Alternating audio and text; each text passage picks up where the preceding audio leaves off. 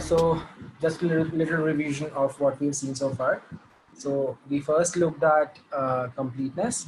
Completeness was the completeness we have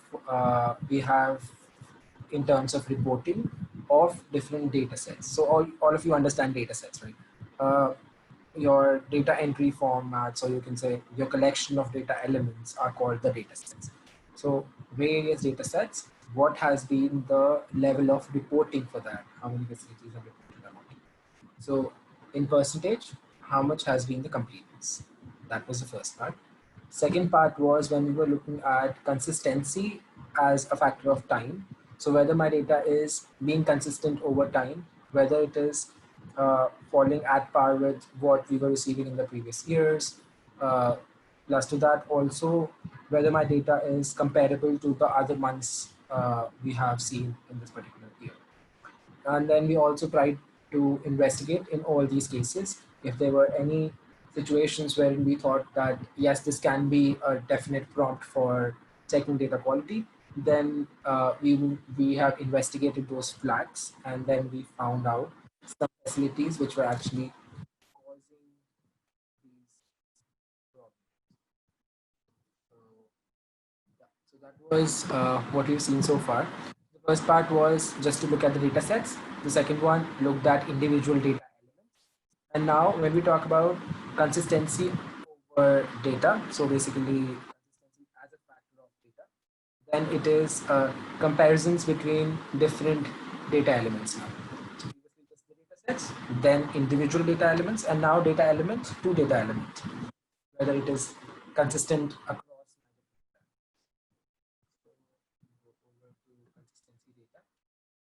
Again, reiterating the same fact, it is all coming over from what customizations we have done in this app. All this can be defined. What do you want to compare with what? What should fall as a core indicator? How exactly should your groups be defined? And hello, I think Kusal is saying that my audio is not clear. Can others confirm, please? Are you able to hear me? Yeah, there's a slight disturbance, but let's continue and see, Varun. Okay. A little better? Okay, so I'll continue. So out here, I have my charts which are being shown here. So I am in consistency with data as the factor, wherein you can see multiple charts being shown. Some would be scatter plots, some others would be bar charts. Whenever I am, when I'm talking about consistency of data, then I will just refer back to what I have in administration. So out here, when I talk about numerator relations, this is coming over from numerator and denominator relations, which have been configured in this app.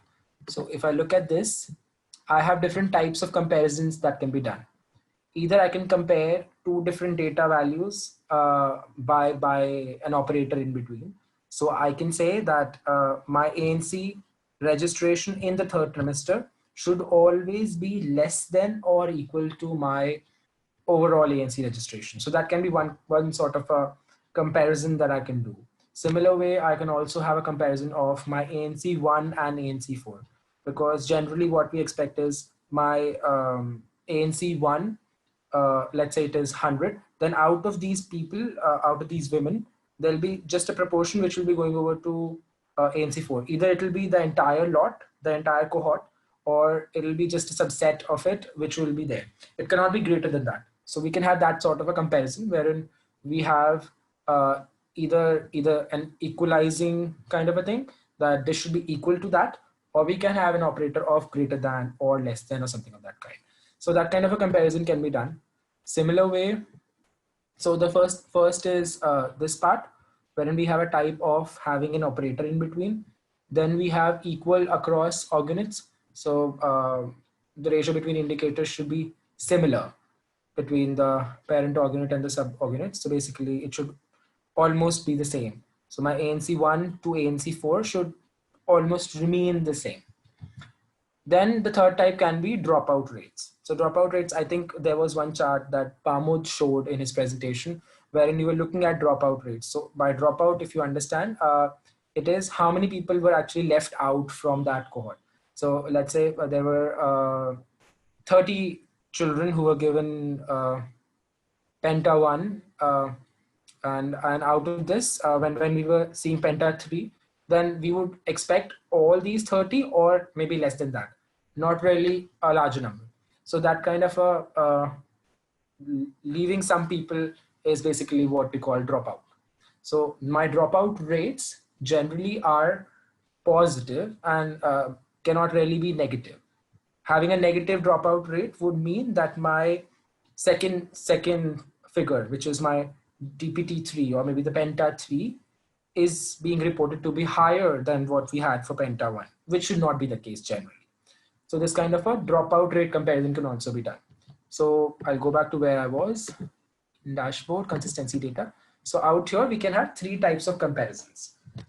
The one being shown out here as a scatter plot is a comparison of ANC1 to ANC4, wherein we are seeing whether my values are falling in some range or not.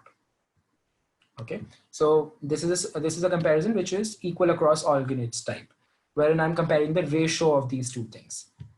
The second one being shown out here is dropout rate, which is the third one, if you remember from that list, which is to talk about dropouts, that my dropout should ideally always be positive, not really negative.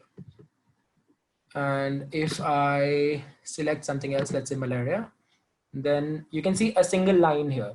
This line represents that my value should always be greater than or less than this. I'm not defining a range here. I'm not talking about deviations. I'm just giving it a cutoff that if one of the values is this, then the other one should be greater than this. So like that. So there can be three types of comparisons. I'll go back to core. Again, telling you that the menu remains the same. You can also remove it from this interface by clicking on this button. So looking at this first chart presently, you can see it is having a range with my vertical axis showing ANC1 visits and my horizontal axis showing me ANC4 visits. So basically, where ideally my ANC1 visits should correspond to my ANC4 visits generally. So that is why there is this average line, and then the gray lines represents my confidence interval here. So if my values are falling between this range, then I'm considering it to be not really significantly deviated from my values which were being expected. I will make some modifications to this. Presently, you're seeing regions here. I will just change the disaggregation to district. The moment I do that, I can again see that there are some values which are being shown as these circles, which are not really deviated, which are still falling in the trends and the way we were expecting those values to be. While if I look at this one, let's see this one, district F, then my ANC1 visit was somewhere around 51,956, and my ANC4 visits are way lower than that. It's unacceptable. How can there be that huge a dropout here? So possibly there is a data quality issue. It can also be an actual situation. People have migrated from that area. There can be some tragedy which might have occurred. Something can happen, but definitely we need to investigate further and see whether it is actually a real picture or is it otherwise. So this sort of an identification of my outlying values in with respect to comparisons between different data, that is seeing the consistency amongst different data fields, is something that you can do with this tab. I'll move over to the next chart out here. In this, you can see most of my values are shown in blue and are positive. If you look at district B, it is 11.1%. But out of this, there are 6 districts which are having figures being shown in red. So if I look at this, Then it is district G, which is showing a negative dropout rate, which is minus 5.72%. And as Pramod is also included in his presentation, and I also told you just a while ago, negative dropout rates are definitely unacceptable because your dropouts are generally supposed to be out of what you have in this case, out of what we had for DPT1. There should be just a subset of people going down to DPT3. If it is showing a negative dropout rate, then definitely the district has reported a higher DPT3 as compared to DPT1 in this given year. Based on my selections here, the charts being shown out here show you data for an entire set of 12 months, with the last month being the one selected out here. If I take April, then it becomes May 19 to April 20. Similar way for this one, May 19 to April 20. TPD 1 to 3 dropout. So let's now try to investigate further in this case too. So for doing that, just a minute, sorry. Yeah. For doing that, you can drill it down. So presently I am seeing districts here. If I want to only see facilities, then I want to investigate in case of district F, what is the problem? Then I'm going to go down here, and in other, I can locate district F. And the moment I click on district F, it now shows me data of different facilities. You can see a lot of values are actually falling out of the range. Mostly or almost all the values are out of that particular range. But there is one value which is again corresponding to that one facility, which is facility 147, which is actually too deviated from what we had for ANC1 visits. So that's again 39387 and for ANC1 and 393 for ANC4. So it needs to be further looked at and be seen whether it is an actual thing or a data quality concern. So that is the case out here in case of ANC1 and ANC4 comparisons. If I look at the second one, then it talks about DPT1 to 3 dropout rate, as we just discussed. And now you can see these bars are more defined. Previously, when I was having those regions being shown or the districts being shown, then you could not really see that many bars being red. It was just some. And those bars were of smaller lengths. But now if I look at this one, for example, then there is almost minus 100% dropout, which is way beyond what you expect in any case. So we can definitely share a feedback with facility 153 in this case, and then tell them to relook at the data and then revise if there are any changes. So this way you can then investigate and see as to whether there is something that you need to intervene in this kind of a case. Yeah. So and if you're noticing, then my ranges are defined to be plus 33% and minus 33%. That plus 33 and minus 33 comes from the standard deviation which I have defined for the system, and it corresponds to your plus minus 3 standard deviations if you are into statistics. So we generally expect my data to be falling between the range of plus minus 3 standard deviation from the mean, that is the central tendency. So if it is more deviated, then that deviation is considered to be significant and is a flag for data quality as such. I hope it made some sense. Yeah. Okay, so let's move on to the next one, which is outliers. So far what we have seen is we could find some outliers with regards to the things which are being shown out here by investigating it further. But let's say I'm not having that much of time. I'm just wanting to directly encounter these outliers and then see what exactly is the data value being reported and what exactly is this outlying value. In that kind of a case, I can directly jump over and access this last tab, which is for outliers. Clicking on that, it sometimes takes a little bit of time, just a note here, because it is actually showing you data. It is not aggregating it or anything. So that is why sometimes the data fields are that many. And if it is a longer hierarchy, if you have a very complex kind of data arrangement in your system, then it might take some time to load. So be patient in that case. It being a smaller database with us, it is performing in a good way. So out here, you can, let's just study this table first. So in this table, which is being produced automatically, by the way, which is the landing screen, again, customized the way it should be. Just the core indicators being shown here. And the selections remain the same, which I have taken up from the previous parts that we were doing. I'll shift it back to national and showing the regional things. Let's just study this. Out here, you can see different regions being shown because my selections correspond to seeing regional disaggregation for my entire country. And the values are being shown for ANC1 visits, TPT hepatitis B, HIP3 doses, then ANC4 institutional deliveries and things of that sort. So only those indicators which have been marked gold.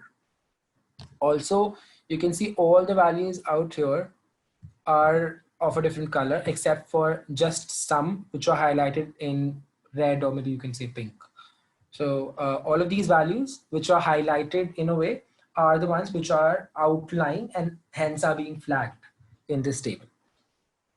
Let's just first study the first row.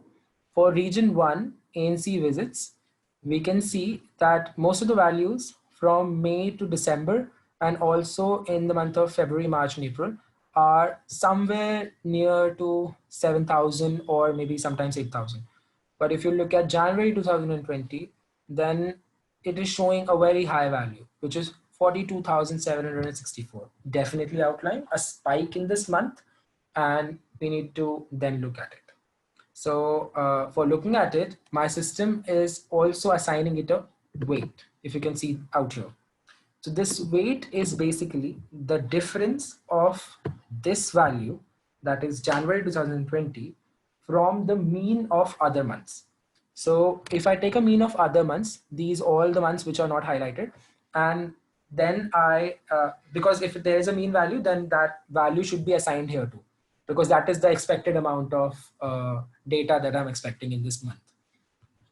So my system does what? It takes a mean of other values and then reduces it from this outlying value and assigns that weight. So basically it tells me how outlying is this value? What is the dispersion of this value from my mean, the central tendency or the expected value that I was considering in the system. Hope that makes sense. Even if it gets complex, need not worry, because the system is anyways going to give you your outliers, and I'm going to tell you how to further reduce this list and find out the actual outliers in any case. So that kind of a weight is assigned. If you can see presently, the one which is shown on the top is having the highest weight attached to it. While if I look at this one, it is just 536. That is, it is not significantly deviated. It is just having a small difference there. It is just a crude finding here, and it can further be defined by using more statistical means here, which we are going to come upon. If I now go over and presently it is just one sheet, you only have these many rows. Had there been a longer list, then there are options to navigate, which we'll see. You can also download this, and there are other options that we are coming back to in a while. Let's say I want to only look at this ANC1 visits in region A. Then what I can do is I can click over here, this button given here. You can click on it, and then it gives you an option of visualize drill down contact. If I directly want to spread this information that there is an outlier and this regional manager is supposed to look at it, then I can just click on contact. It is going to give me some information, and I can write a message and send over to that particular person who is assigned to that organization unit. So that is one way of doing it. Another way is I can find out the actual culprit in this case. For that thing, I can click over here and visualize. Can you see that there is a spike in January, which is being shown here on the chart as well as that table? So for this spike, first of all, is this visualization. If you want to visualize it and see how exactly deviated that value is, because it might not be appreciated in that table. A chart speaks more, a picture speaks 1,000 words. So this ways it is more pronounced that there is definitely an outlier here. If I want to investigate, then I can drill it down. If you can see the second option given here, clicking on drill down would now show data of the districts in this particular region. It was previously just region A being shown there. And now if you look at this, then under region A, it is showing units, which are the several districts that we have there. And again, the data fields are corresponding to the core data elements or the indicators that have been defined. We were only looking at ANC1 visits, this one. So out here in district F, you'll see that it is quite deviated in January. Again, if you want to use a chart to see that, then you can do it. And in again, in this particular district, I can then find out which facility it corresponds to. For that purpose, I can again drill it down. But before drilling it down, let's look at some more things which are available for us. One thing is, now you can see that there are indeed some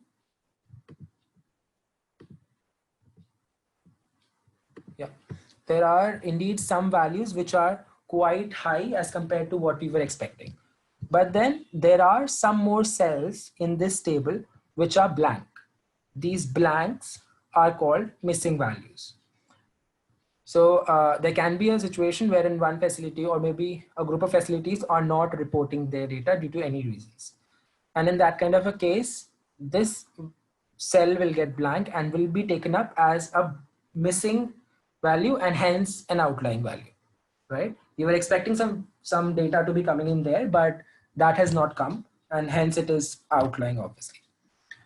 So for that purpose, let's look at the second row here, which is DPT hepatitis B HIP3 doses given to less than 1 year in district N of region A. Out here, most of the months, that is May to July, then September to November, and then March and April are showing missing values. And also there is one value in August 2019, which is shown to be an outlier, highlighted in red color. So if you look at the values which have been reported, then these are almost 700 to 800. So that's between 700 to 900, you can say. But the value which has been reported in August is quite low and hence an outlying value. Thus, a weight associated with it is 740. That is, this value should have been somewhere around 800. If you'll add 740 and 66, that gives us the mean value of these three approximately. So the mean was supposed to be somewhere around 800 and my value is lower than that. And how low is the weight associated with it out here in the outlier column? That is 740.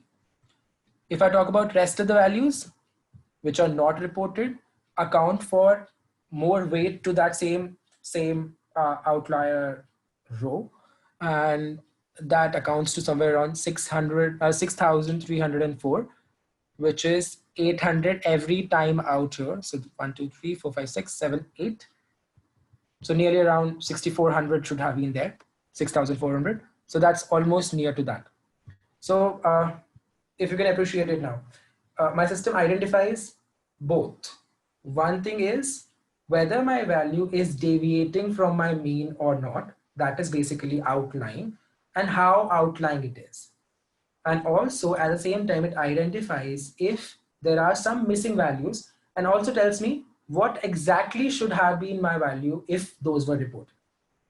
So this ways, it helps us provide more clarity on what is the problem in this case, in this particular scenario. If I want to sort this, then I have an option to sort it out in an increasing order or a decreasing order. For that purpose, if I click on this missing once, then it gets sorted with the largest value on top and the smallest being at the bottom. If I want to again sort it out with the smallest at top, then I can do that. And now it is in an increasing order. Similar way, I can do it for outliers and also the totals column. That's descending and that's ascending. So this ways I can sort these values to find out more information and then make it more better to understand. Okay, so let's get back to where we were. We were looking at this value. We want to identify the facility which is corresponding to this. For that purpose, we can again drill it down. Drilling it down now shows the facilities of District F in Region A. So I have drilled it down 2 levels. Previously it was regions, then district, then the facility. And you can see only that same district is being shown here, not others, because I have just drilled it down. The ones who have used pivot table in the past will be understanding this because we have a drill down functionality there too. And if I now look at this first thing, which is ANC1 visits, then I can see that for that same facility, facility 147, because facility 147 seems to be somehow problematic in the month of January, some difficult data has been definitely entered there. And that same data, which was being shown in that consistency and all those figures, is being again flagged out here to me as an outlier of somewhere around, so outlying to around 35,570 units. So that ways, this particular value needs to be corrected. And for that, you can click over here, click on contact, and send that information to this particular person who is assigned to that district or the facility. So I can write message. I have a selection available for District F. I can either send it to some particular user in District F, or maybe I can just leave it. So in that way, the person which is being shown out here, which is the person whose contact details have been entered in that organization unit, will get a message. I can write down my message and then send it over so that the person receives it in the internal messaging system of DHIS2. Some things are from the Fundamentals Academy. So you must have seen it there that there is this messaging system inbuilt in DHIS2 and each of the users can receive messages there. So this can be used to spread your feedback, basically sending back the information. Because this is supposed to be data use, not just looking at the analytics. So this way you can investigate your cases and then find out more information. I told you a while ago that if it is a longer list, then you have options to navigate. For that navigation, you can see there are these pages given here. So it is a longer list in my present case. That is why I can see multiple tabs here. I can move to different pages and then can see different things. The options to move to the first page, the last page. Based on my sorting, I can do that. So yeah, any difficulties so far, or should I dive into other details given here? If you have any questions, you can please ask me right away, or I'll show you the other options available.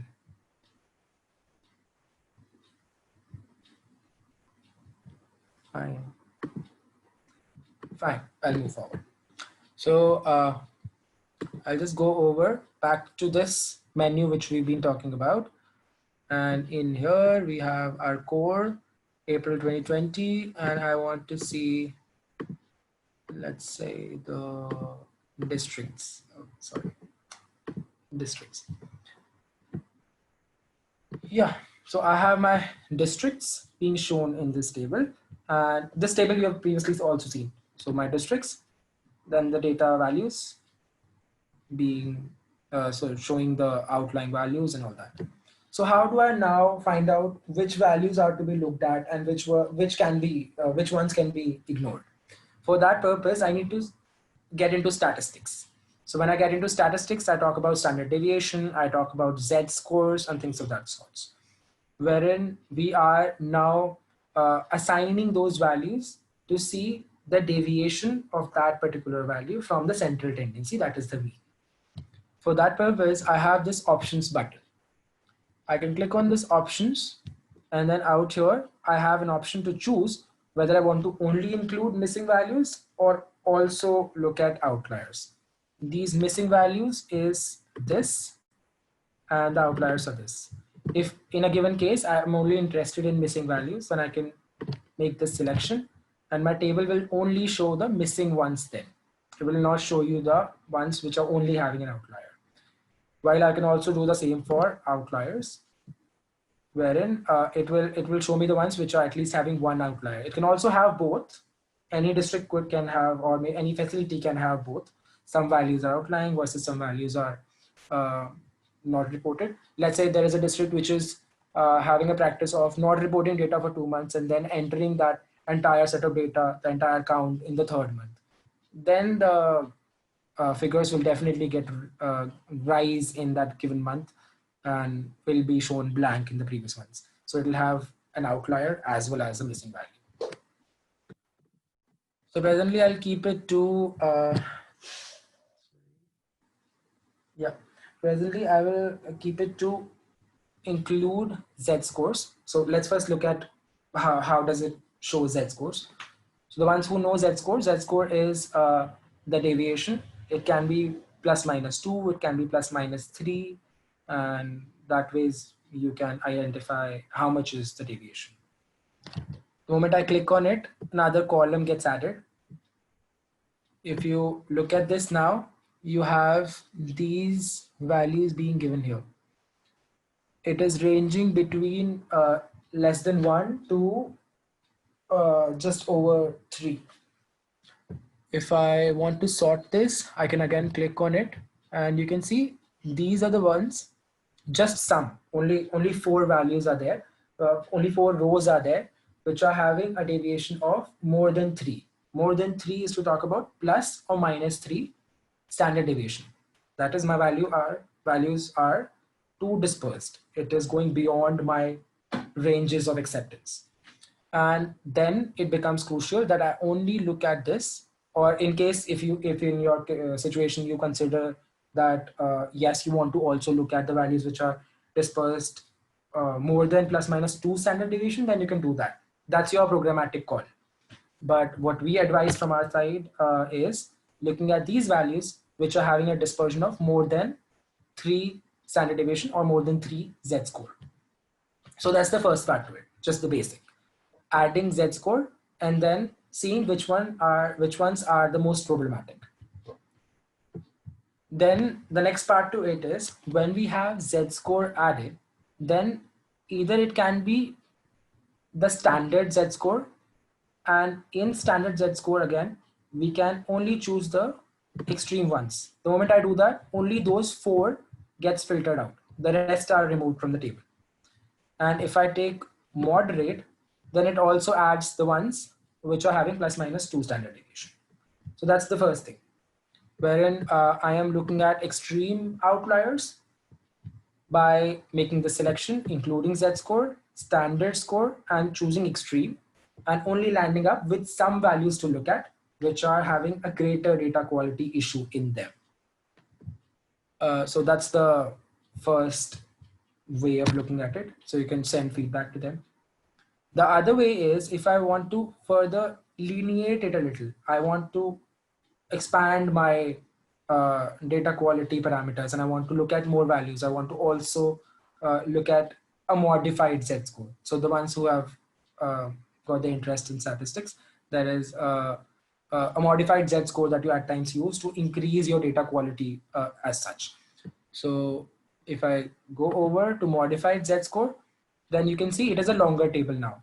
It definitely includes the ones which were having greater values, greater outlying values, but it also adds some more which are falling in the range when I'm taking modified z-score and extreme.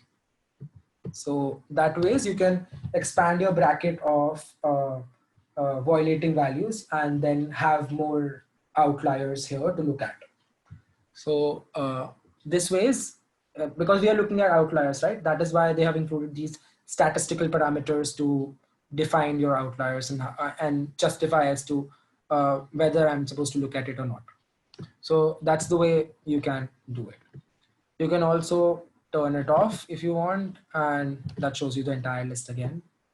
If you do not want to include the Z-score, then you again tick on this, remove it. If you only want to look at outliers, you can do over here, include the Z-score, standard score, and extreme.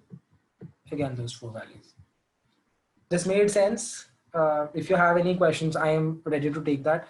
I tried to simplify it for you because I am sure some of us are not pretty comfortable in using statistics. And I have faced this in the past too, because it gets really confusing.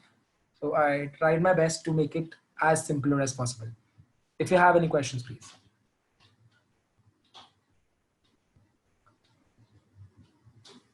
Okay, I don't think anybody's got a question. So I would ask questions. Let's say I want to now look at district W and find out what's wrong in August 19 and September 19. So who can help me do that? Someone from the participants? What should I do? Anybody? You can please unmute yourself. I think you can do that. That authority has been given to you.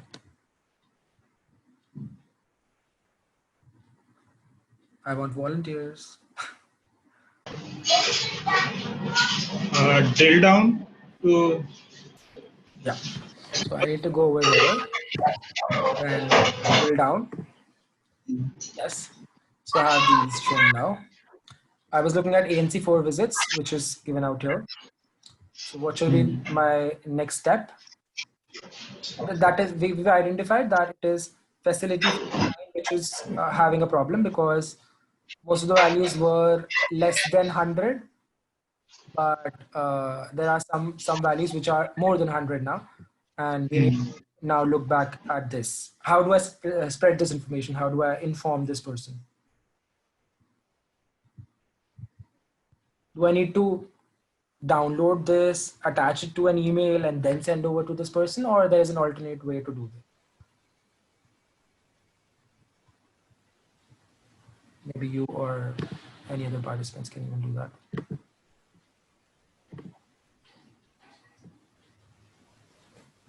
One, You can go to the options at the end and go select contact and then send it.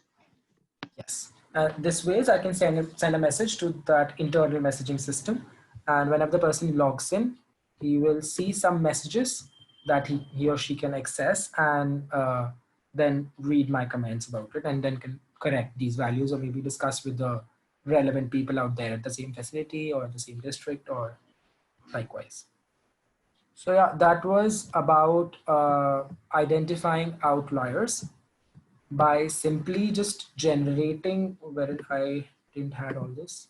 So simply just generating this list and looking at these values, or then seeing how much weight is assigned to it, or maybe using some statistical method of including a Z-score, taking extreme outliers, or using modified Z-score to make it a bigger list and further enhance your data quality in the system. By itself, generating these lists will not help. We need to spread this information as data quality works. All of you are well aware. We are just doing a review of it. We are not improving data quality right now. For improving that data quality, we will require to share a regular feedback. And it is never advisable that we look at data quality at the end of a year or something of that kind. It is supposed to be a coherent and consistent process. We need to definitely keep looking at our data every month or whatever is your reporting frequency. One question. Yes, please. So who determines the number of indicators in each program area? For example, when you go to, we have more maternal and immunization indicators than infectious disease. HIV, TB has only 2, malaria has only 3 or 4. Yeah. Is that does that come with the app, or could this be modified? Yes. So Thank you for asking the question. Good question. Out there, it can definitely be customized. So that is your programmatic call. It can be that, let's say, if I talk about India, then there is a state called Bihar, wherein we have Japanese encephalitis as a definite cause of concern, and it is a crucial indicator for them to look at. So whenever I'm talking about immunization, then and the vaccine for Japanese encephalitis would definitely be in that list. But if I compare it to a state like Kerala, then out there we do not have any cases of Japanese encephalitis, and hence there is no vaccination being given for them. So it is again dependent on the geography that we are talking about. It depends on the diseases which are there, the things that you generally look at, what exactly is more important for you from a program's perspective, and all that can be customized then.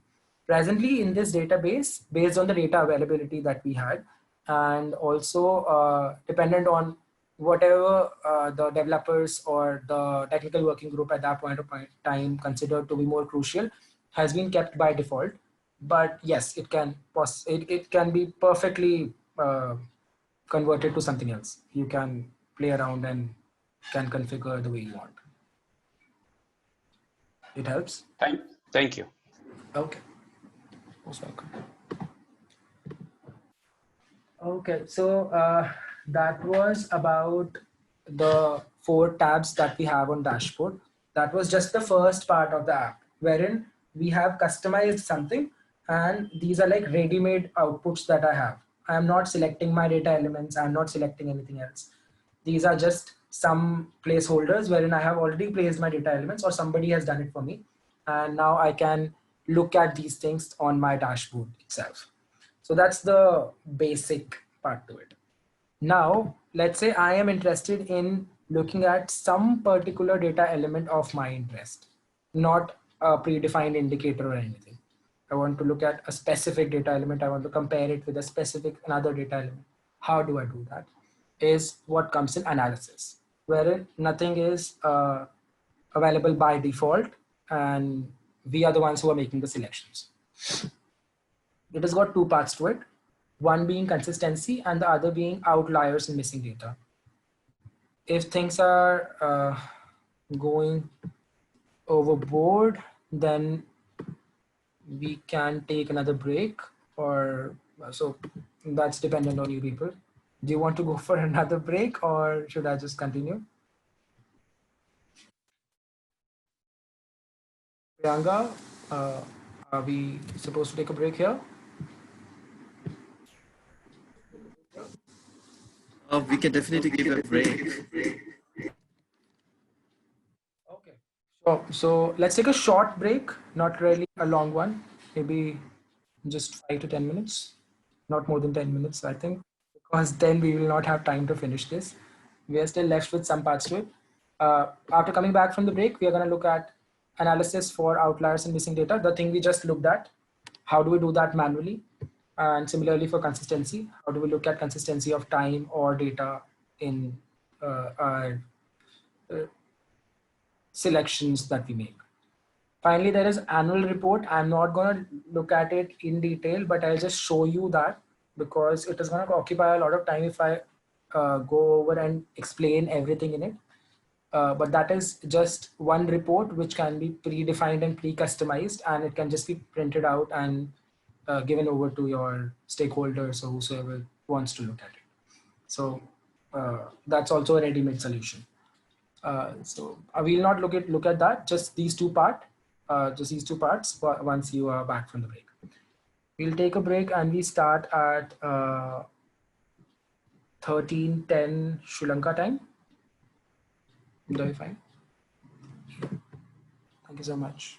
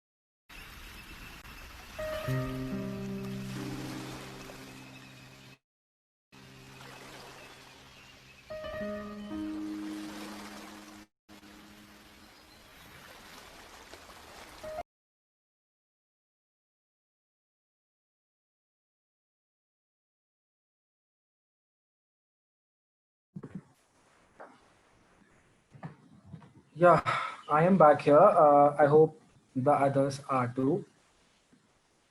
And let's start with it. We are running short of time. Um, I will again share my screen. Yes, we were here. So, so far we've looked at these 4 parts of the dashboard. And now we are going to dive into how exactly do we make manual selections to generate these analysis for data quality. So the first part in it would be consistency. So we click out here, and that's an analysis. And the second part, the consistency. The moment you select consistency, there are multiple things you can do here. One thing is the way I explained to you previously as well. One thing is wherein we are having an operator in between, uh, wherein I'm comparing A to B, which is this one, wherein I am having this kind of relation, wherein B should be less than A always. The others can be um, an equal amount of data out there when I talk about the ratio. And the third one still can be the dropout. So there are 3 types of comparisons that you can do between different data. So that you can choose from here, what exactly are you intending to do. What uh, what we are doing right now is, I'm again telling the same thing, that we are not taking anything which is configured out here in administration. We have the entire list of data elements and indicators and everything that is there in the instance. So the entire list is available for use. It is not only the ones which are mapped in this app. So let's look at this. So we take, so for demo purposes, either you can directly go forward with between indicators or over time. So that you can see, I go back to the dashboard. There were 2 types of consistency analysis. One was consistency time, another was consistency data. So you can choose what you want to do, whether it is the consistency over time that you want to see or consistency over data that you're interested in. What I am doing presently is looking at consistency between indicators, that is data as a factor in the first example, and then I'll take one example of overtime. I hope that will be understandable then. So we'll take between indicators, and I am going to compare a relationship. That is why expected result. In expected result, I am interested in looking at dropouts. So I hope you understand these 3 terms because we have looked at similar examples there. If you remember, this was being shown as a straight line and everything, all the values were supposed to be above that, because I'm telling that this is the value for B and all A's should be greater than this. That is why above that line. If anything is below that, then it is an outlier and needs to be checked and is a data quality flag as such. The first one was being shown as a scatter plot of one single line in between and then 2 gray lines representing a range, and my values were supposed to fall in that range. Anything beyond that was an outlier. The third one, the dropout, was a bar chart wherein you were seeing blue bars representing the positive dropouts, and the ones which are coming out to be red, that is the negative dropout, was another flag for data quality. So right now I'm interested in just seeing the dropouts. The moment I select dropout, anything else would give me a criteria of how much difference is acceptable to me. But in dropouts, I am not having that check here because anything below 0, that is anything in negative, is obviously not acceptable. So that's between indicators, expected result, and I'm taking dropouts. Now first select data. Selection for data is similar to how you do in any other analysis apps. You can choose whether you want to take indicators or you want to take data elements. It is always advisable that you take your that you group your data elements in maintenance. If you have customized, I think most of you have attended that Fundamentals Academy, so you must be remembering that in there they have talked about data element groups and indicator groups. So you can classify your data elements in these groups, and only those groups will be shown out here for selection in this app. So if there is a data element which is not assigned to any of the groups, then it gets difficult for you to select that out here. Also, if you remember, there were category combinations applied to some of the data elements if you have done that maintenance part of it. So those category combinations can further be seen in here too, like the way you see it in Data Visualizer or Pivot Table or any other analysis apps. We will definitely look at that too, I think, in the coming days. But that can be accessed by choosing details. The moment I select details, it is going to show me the different combinations available for that data element.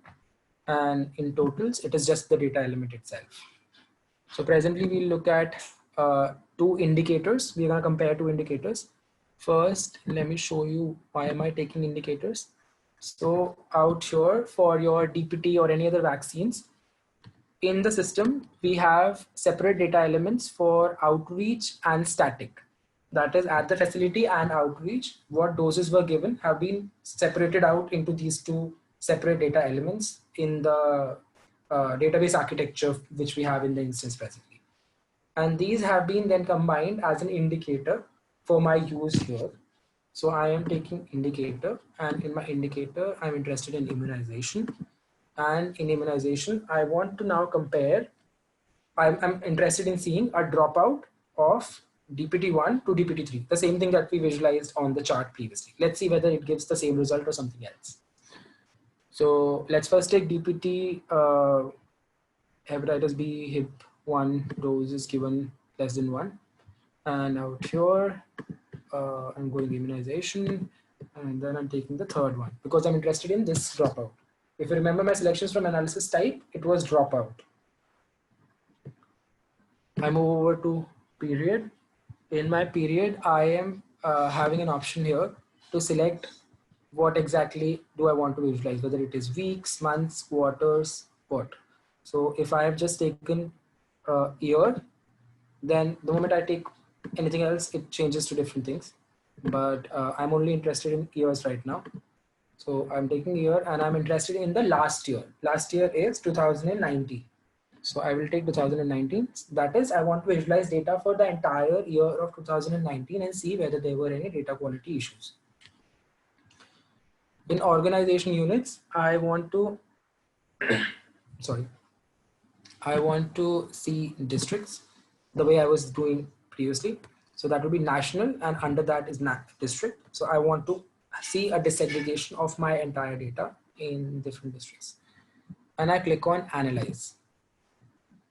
Yeah, so this kind of an analysis appears. If you remember, these visualizations are the same ones which you were seeing in any of those predefined ones.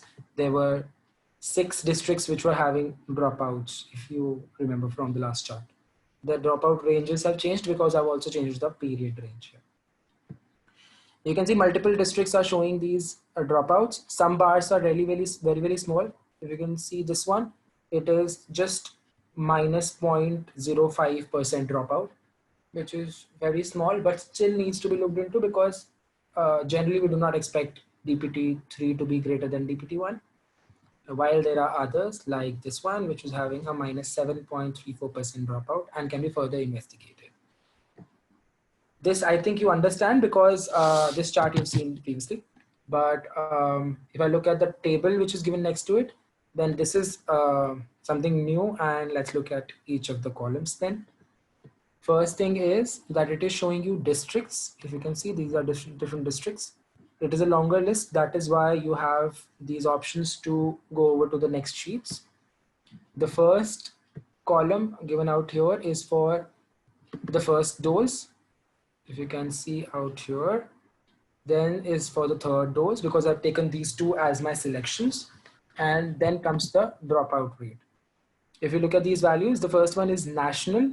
It automatically summates all my values, and then for my aggregated values of DPT1 and DPT3, it is taking the dropout and then showing it to me. As you can see out here, my dropout rate for the entire country is positive. So it's not having any data quality concern attached to it as such. But the moment I sort it again, I can see some values in a few districts which are being shown negative.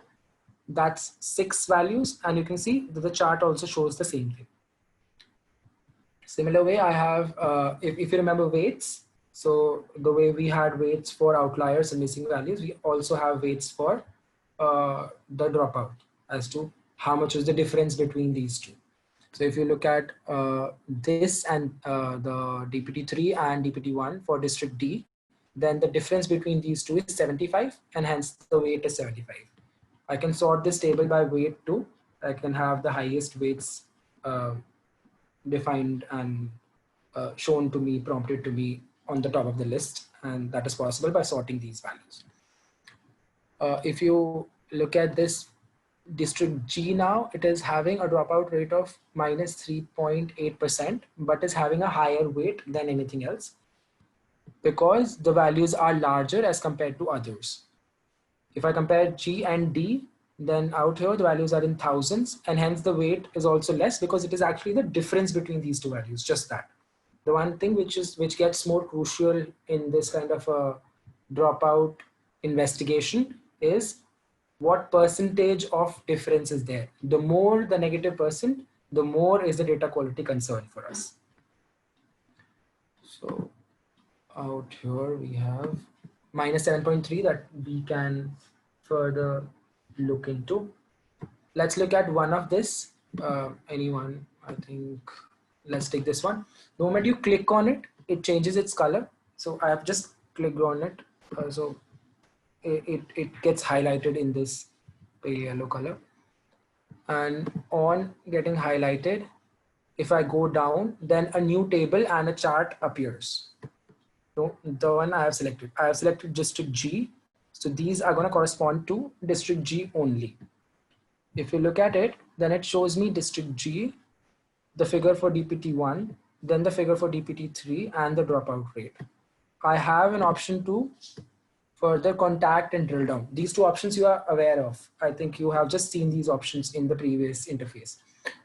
So you can drill it down to see multiple facilities under it and all that. We are going to come to that. But first, let's look at the chart which is being shown. The moment I have made this selection, my previous selection was of 2019, if you remember. So based on that, the chart which is being shown to me now is of the different months of 2019. So if I now look at these, then the first bar is the dark blue one, is the DPT1, and the other one corresponds to DPT3. Problem arises when my DPT3 is greater than DPT1. So if I look at this one or even this one, then there is a problem. While others like June or July are fine. I need not look at it that explicitly. So let's see what's the problem with February. Let's take this month as my month of consideration here.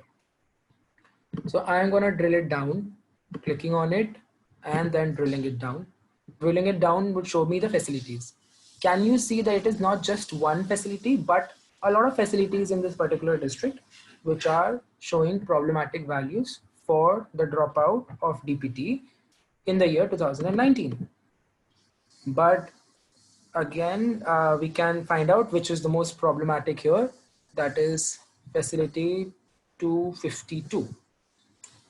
If I want to spread this information, if I want to provide a feedback to this particular facility, then I can obviously do that by finding it out in this list,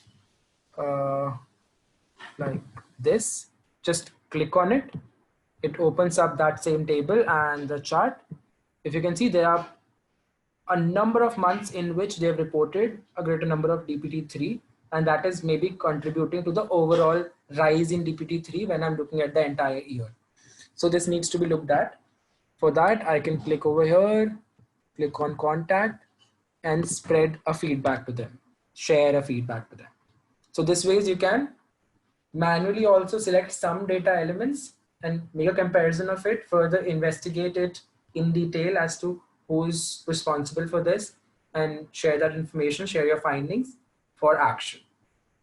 I hope that makes sense. So this was an example of doing an analysis which was between indicators, and I was looking at dropouts. So that was the first example that I could take here. Did it make sense? Do you want me to repeat it? Any confusions in this? Should I move forward? Okay, fine. So now let's take another example wherein we will now look at consistency over time. This was consistency as consistency with data as a factor, but let's now take time as a factor. So I change it to over time, and in over time, I'm going to select. I want to now see whether my trend is getting affected or not. If you remember, the time component of it talked about a trend. If you remember that visualization. Sorry. So in expected result, I can see how much change do I expect. So generally speaking, if I'm looking at just one single data element, because in time we were, if you remember from the dashboard, I'll just first show that. So out here, you are looking at individual data elements. Completeness was data sets. Consistency time was individual data elements. Consistency data was between different data elements, and outliers you understand. So when I do that in this interface too, my overtime analysis would be about a single data element or a single element or a single indicator or a single data set that I can choose. So I do not expect a difference. Let's take this kind of situation where I'm expecting a 0% deviation from my values and I want a single mean to be there. And against that, I want to see how much dispersion of values am I seeing. So just simply selecting over time and I'm checking overall result or maybe expected result. And that's not going to make much of a difference here statistically. Then taking the criteria of 0% change. You can also define an increase or a decrease if you have that kind of a situation. In data, I have just one selection available, that is to make from my data elements or an indicator. So out here, I'm going to take penta 3 doses. That's in data elements API. And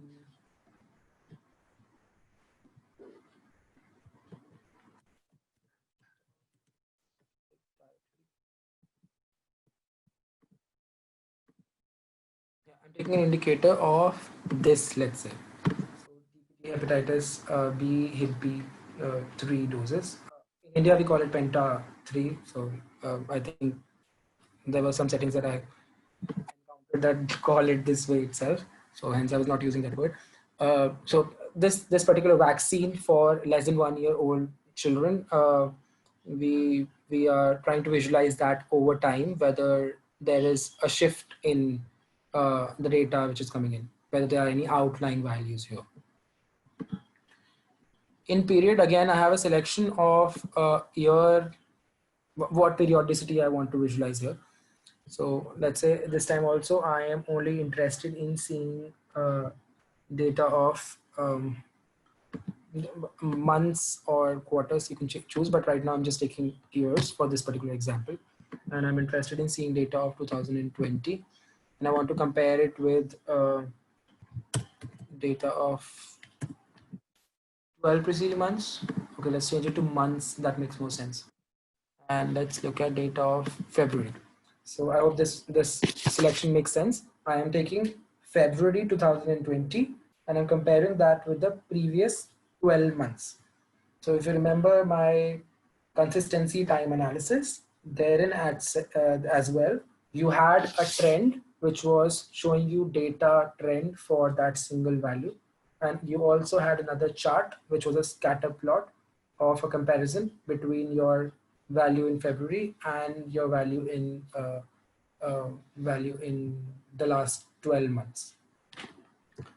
So that's the selection here. Move to organization unit and change the disaggregation to district, and then we analyze it. Yeah, so I've just taken some selections, nothing to worry about. And here is my chart. I think I missed something somewhere.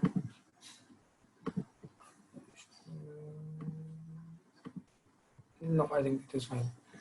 Yeah, so out here you can see that first is a scatter plot of my values for this particular these districts in the month of February versus the average of 12 months. You can see these values, different values here. If you look at these values, then you can see February 2000 for district I, February 2020 had a value of 1375, and the average of last 12 months was 1101, and hence it is being shown as this particular type here. In my in this table, you can see that there are different different districts being shown here, and the value for current period is being shown in this particular column, and then the average for the previous 12 months as selected is being shown in the next column. The ratio for that is being highlighted out here, and the weight is given next to it. If I am selecting a single district here, I can again drill it down to see multiple things. I can see the trend of this particular data element, which is DPT 3, and you can see that some months are having a higher count. If you want to look at that, then you can drill it down to see different facilities. I'm going a little fast because you've already seen these things in detail in the previous sections. So the moment I click on something, it also gets highlighted. I think I missed it in that chart. And then if I want to spread this information, I can again click over here, contact that person, write a message, and then send it over. So this ways you can do a consistency over time as well as a consistency over data analysis manually, and then find out and investigate as to if there is any problem with respect to data, and then also provide a feedback to the corresponding users. Yeah, so that was in this. I'll move over to the next topic, which is, so this was doing a manual analysis for consistency. Similarly, we have a manual analysis of outliers and missing data too, the thing which was present here. So we right now did this part, consistency time and consistency data. Similar way, we can manually find out outliers. For that, you go to analysis, outliers and missing data. You can make your selections. In this, we take, let's say, data of BCG doses given, and so you have a choice here. Let me first tell you that you have a choice of whether you want to choose a particular data element from a data set, or you want to choose a data element from the data element group. So if you remember from maintenance, if any of you have seen that maintenance app, then out there, after creating your data elements, you can group them into data element groups, or you can directly move over and create your data sets. So in this particular interface, I have a privilege wherein if a particular data element is not assigned to a data element group, then I can make the selection from here too. So either do a selection from here like this, or you can also take a combination of things. You can take an indicator, a data element, another data element like that. I'm just taking one for an easier reference. So I'm taking ANC1 in period. I want to see custom. So it being a manual analysis, they also provide you with a custom option wherein you can select a date range. In date range, you can take 3 months or maybe just 2 months, 1.5 months. If it is, let's say, a daily reporting for something, then you can take 15 days if that is your matter of concern in a given case. So there is a custom selection wherein you can choose a date range. Similar way, you can also select different years or months of your choice, or you can just directly take the last months or the last years. So if you remember, relative referencing is also a part in pivot table and data visualizer, wherein you can select relative periods, and there are some fixed or absolute periods that you can choose. So the first one is relative, the second thing is absolute, and then comes custom.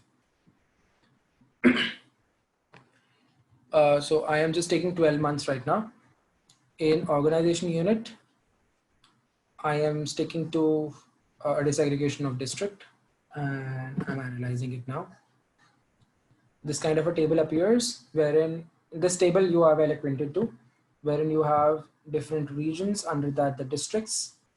We have only selected one data element, that is ANC1, that is why it is being shown here. Also, you can see these values being shown, only one highlighted. That's the same district that we were talking about previously too, District F. The value in January 2020 is definitely outlying. And we later on found out that this particular value belongs to facility 147. So similar investigation can be done here too. You can further sort these value out. You can also drill these down. The ones which have a missing value then are highlighted, and you have weights assigned to missing and outlying values, so on and so forth. And you can also visualize this as to how much is the difference, and then you can appreciate it in a visualizer kind of an output. And finally, you can contact that person by writing down a message and sending feedback. I'm very sorry. So that was about having a dashboard, some predefined logics there to produce some meaning to you. Second part was manually analyzing your data for the same things. And lastly is your annual report. We are not looking at it in detail, but just generating it. How do you do that? So you can select which set of elements do you want to look at. I'm just selecting 4 for right now.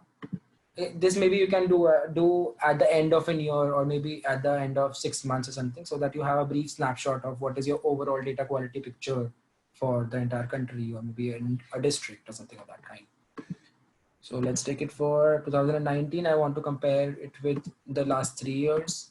In organization units, let's do it by district and then generate. If you have taken some complicated selections, then it might take a lot of time to generate. But right now, because it is again a smaller database and things are relatively simple, thus it is getting generated very fast. So this kind of an output comes up wherein you have different components of completeness, timeliness, consistency broken down into internal consistency, outliers, and other things. Then external comparisons. External comparisons are to talk about, like the way Pramod was telling you in the morning too. You can compare your routine data with survey data. That is the external comparison that we generally talk about. So external comparisons, if you have that kind of a data in place. Then consistency of population data, whether your population data is falling in sync with other data sources. Finally, some more details for indicators and data sets. And lastly, you have, these are for different indicators, whatever is included in core indicators as different visualizations. And the last part is here, wherein you have your consistency of population data for each denominator and the overall score and things calculated. So yeah, I'm not explaining this because it is going to take a lot of time. We are already quite behind schedule. So that's about it in this. That was the WHO data quality tool. We definitely skipped a lot of components in this, and we could have gone into detail, but that would take at least around a day and a half, and hence this was done. If you have any confusion still, yeah, you can please ask me. I am up for it now. Thank you so much. Thank you.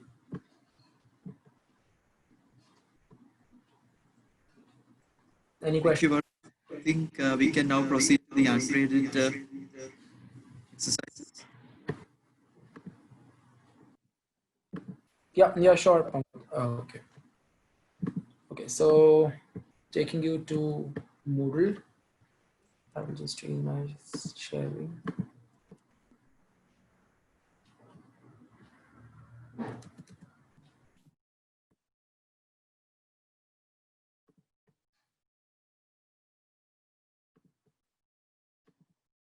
So out here in your Moodle window, the course. Sorry.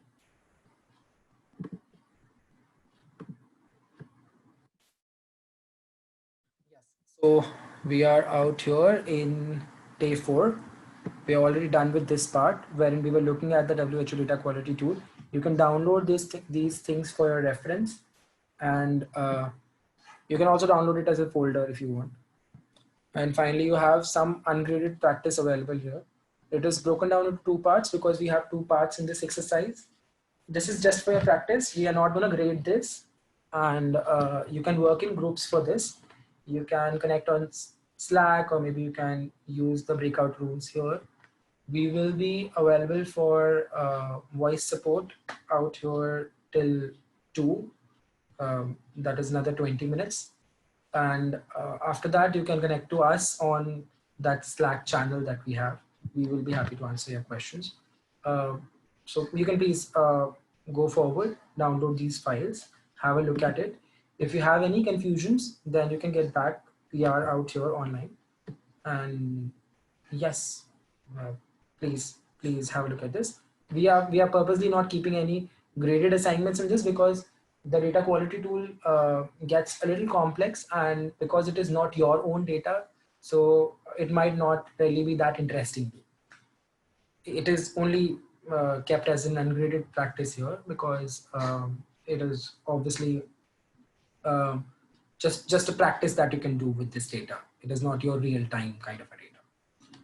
So fine. Once you are done with this, then you can also submit the feedback for this day, and I think you can get started. Over to you, Pramod, if you have anything to add. Thank you, Varun. So yes, now you can proceed to the ungraded exercises, which you can do it in groups. So like yesterday, we are going to start the breakout rooms shortly. So we will keep the breakout rooms open at least for 1 more hour. So at least till like 3 p.m. Sri Lanka time, we will have them open so that you can proceed.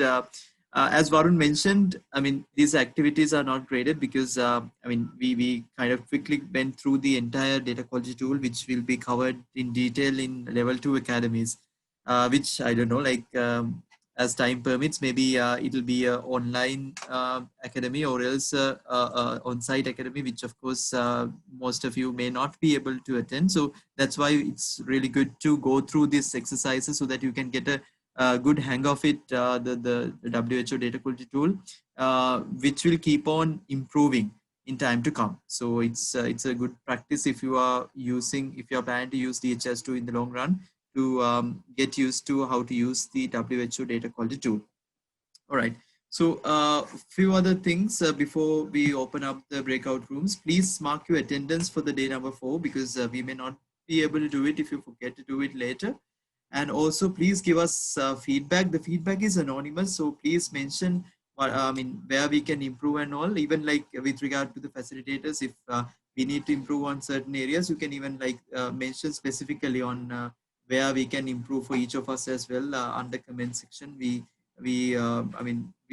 definitely accept your feedback, and we will try to improve on areas that where we can of course improve, which is going to be a learning task for us as well. Okay, so if there is no other comments, so from your end, I think we can start the breakout room if all are ready. Yeah, and we will be available for live. Yeah, there's one question from Gayan to Arun. Can this tool be used to tracker module? Of course. Varun, you want to answer, or like shall I? Yes, I can. So only one way is available for using this with tracker. That would be by first creating your program indicators and then defining your indicators to get mapped out here. And with those indicators, then you can see whether your trends are right or not. So basically a time analysis generally. or maybe at the max a consistency analysis with a factor of data. But talking about the completeness or things of that sorts, it gets a little complex because tracker data is that disaggregated. It is for each person, and then to find out data quality errors for each person would not be feasible because the tool only allows us to drill down by the organization unit hierarchy. It does not allow you to see each tracked entity instance if you understand tracker terminologies. So that is why it is always advisable to not use it for tracker data, or at the max, if you want to use it, then it would be routed through program indicators and then indicators, which would get mapped here. Thank you so much.